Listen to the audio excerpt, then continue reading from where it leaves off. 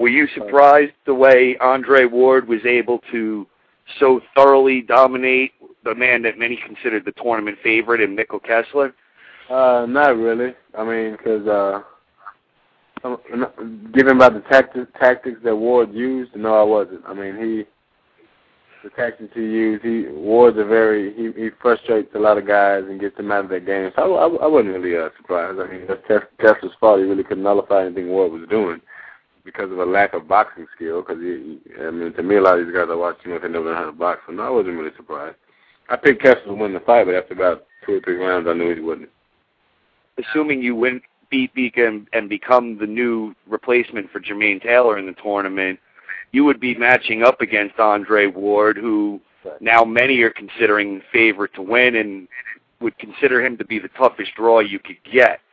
How do you think you will be able to fare in a matchup with Ward? He wouldn't be a problem for me at all. That's a fight I've been wanting for a while, trust me. He wouldn't be a problem for me at all. So you're looking forward to an opportunity to face him? I'm looking forward to it. I'm looking forward to that fight, trust me. Now, Allan, I'm curious what your thoughts are on some of the other second-round matchups coming up, and one of the matches I'd like your opinion on first is Arthur Abraham versus Andre Dirrell.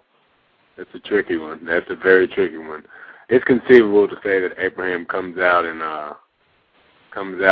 catches Dirrell with a good shot and stops him. If you watch the fight, the first 5 rounds against Jermaine Taylor, Jermaine Taylor was in control of that fight, and Jermaine, as he always does, just got winded down the stretch. Now, I'm not saying Dirrell is a better boxer than Jermaine is, but he does not have as much wear and tear on Jermaine. He hasn't been knocked out consecutively like Jermaine has. He's fast. He's tall. It's also conceivable that he outboxes Arthur Abraham. So do you have a prediction on that one? No, I don't. Honestly, if I had to I'm going to go, you know what, I may say Dirrell. Okay. Now, the other second-round matchup that I'm interested to get your thoughts on is, of course, Carl Froch meeting the recently demoralized Mikkel Kessler. How do you see that one going? I have no idea. How that fight's going to go. I think it's going to be a great fight. I think a lot of people may be surprised, being due to the fact that a lot of people were putting Kessler. See, I'm going to show you something about boxing and fans and how fickle they are. They put Kessler as the best in the tournament, but I kept asking myself, based on what? Based on what? The fact that he's been in the ring with Joe Calzaghe? Is that why you put him at the top? Because before that, the only guy he can really, Marcus Beyer was never really a threat. He was a champ. He was just a guy with a belt.